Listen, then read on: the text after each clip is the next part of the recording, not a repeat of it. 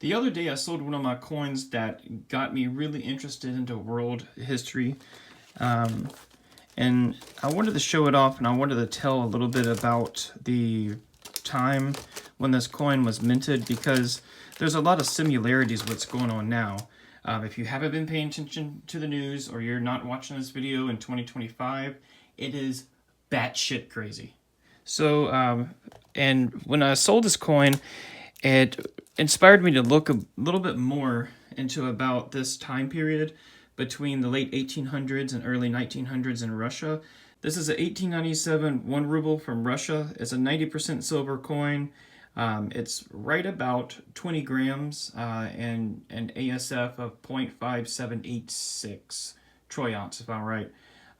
What I love about this coin is just the time that it was made. It was an insane time in Russia. And I'll tell you a little bit more about Tsar Nicholas II, the last Tsar of Russia, that time period, and just how insane it was, and how if you take a look at what happened then and compare it to now, you can see a lot of similarities and a lot of weird things and a lot of scary things. So stick with me. I'll try to make this as interesting as possible. I actually did start with like a 13 or 14 page script, but I decided to kind of go and freestyle it a little bit instead of making a boring history speech. But I'll try to make it as fun and interesting and exciting as I can without making it as boring as I started this video out. I actually got about 4 minutes into making a video, and I just scrapped the whole project because I wanted to start over. I didn't want it to be a boring history lesson. So stick with me. I hope I do well. Let me know how you like this kind of form of video, and maybe I'll do more. Let's get to it. Quick facts of Nicholas II. On November 1st, 1894, his father, Alexander III, died suddenly of kidney failure, and he inherited the throne. On May 26, 1896, he was officially coronated. Between the night of July 16th and the morning of July 17th, 1918, his entire family was murdered, and that ended the Romanov dynasty. 300 years of the Romanov dynasty, all gone in one night, no members left.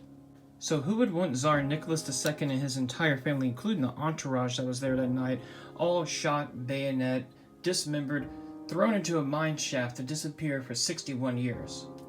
That would be the Bolsheviks. And one interesting thing is, when they found the corpse 61 years later, they had to use some kind of method to identify if it was the Romanovs or not. Well, what they did was they got Prince Philip to donate his DNA to compare, and it was a match because Nicholas II was the nephew or grandnephew of Queen Victoria, and the Romanovs and the British family, and as well as the German family, they were all kind of intertwined. Victoria's grandson was Wilhelm II of Prussia, which is Germany. During World War I, around 1912-ish, that kind of time. And you can see here, and Nicholas II was his grandnephew, and her grandnephew. And if you want to see something, you can compare Nicholas II to George V. You can see they almost look identical because they're cousins. They kind of favored each other. They hung out a lot, and they pretty much dressed and styled their facial hair the same kind of way. So I thought that was interesting. So now, onto the Bolsheviks. In order to fully explain who the Bolsheviks were, how they got started, and why they were the way they were, I'm going to start a little bit earlier in Russia in the early 1860s to 1880s.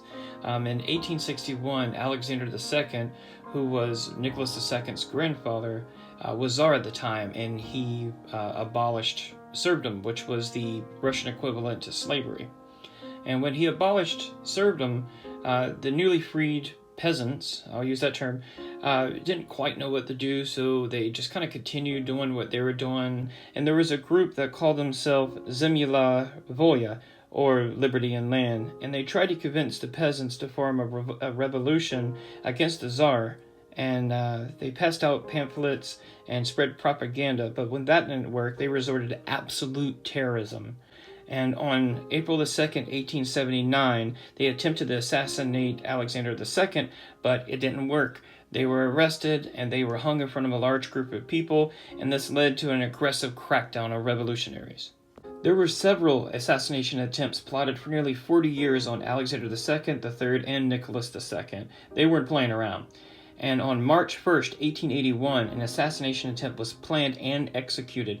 Two of the members of Narodnaya Volia, which was the newly formed version of the previous organization, they planned two bomb attacks. So while Alexander II was riding his carriage, the first bomb went off and injured bystanders, but it did not harm Alexander II.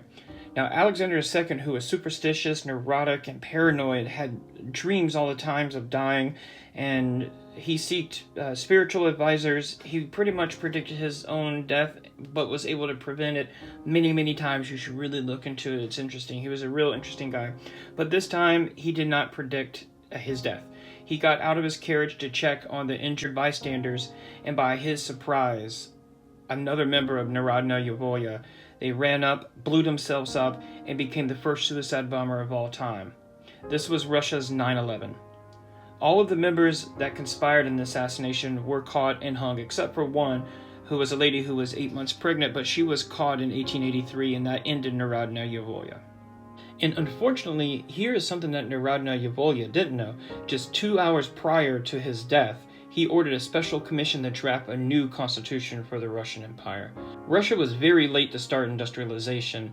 Alexander II started industrialization with an immense Siberian train system.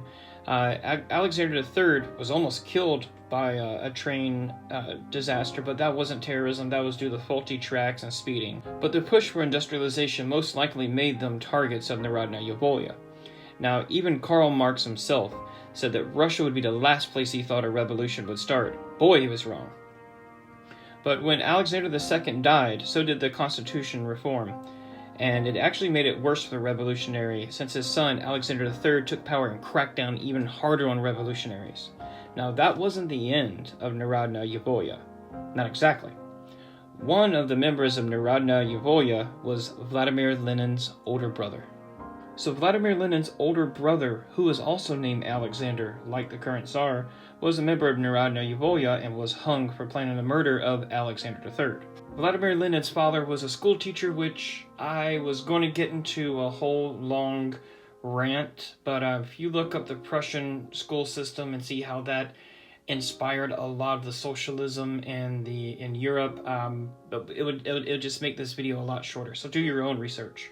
So anyways, Narodnaya Volia influenced many assassination attempts around the world, including the 1892 assassination attempt of Henry Frick, the 1897 assassination of Prime Minister Antonio Canovas del Castillo, the 1900 assassination of Italy King Umberto, and the 1901 assassination of U.S. President William McKinley.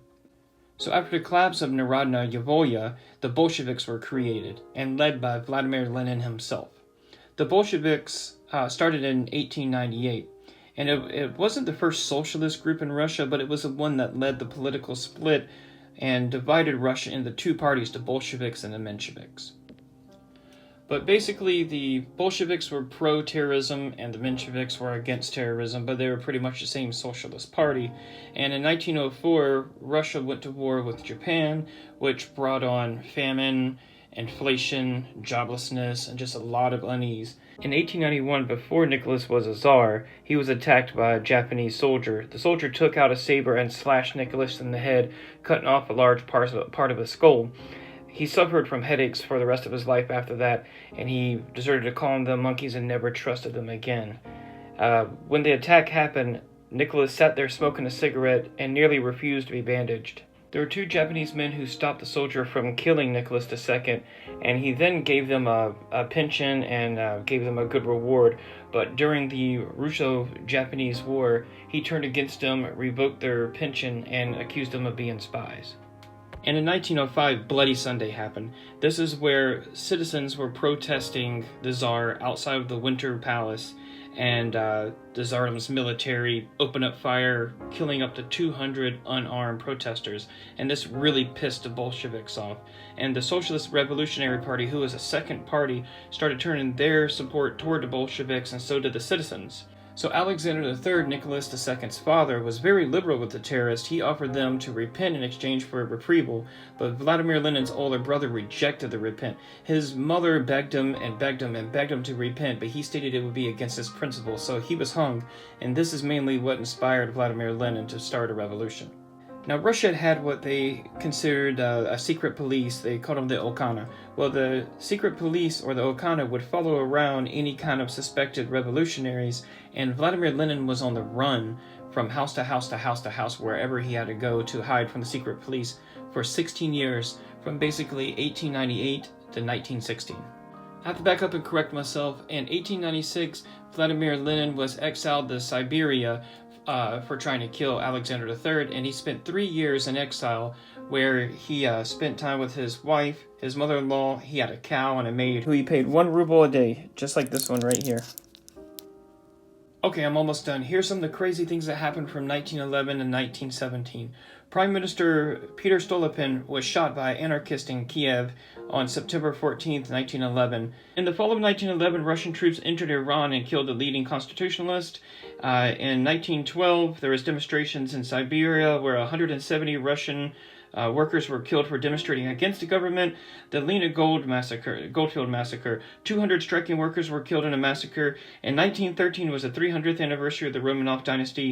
In 1914, Russia entered World War I with an alliance with France and Britain against Germany and Austria-Hungary. July 28, 1914, Austria-Hungary declared war on Serbia and a Russia ally after the killing of Franz Ferdinand. August 1st, 1917, Germany declared war on Russia after Russia refused to demobilize its reserve army. In 1916, due to the war, the Russian people were suffering from food shortages, inflation, disillusionment from the government, and in 1917, the monarchy was overthrown in Russia, and in November 1917, the communists took power in a military coup. And that military coup became the Soviet Union.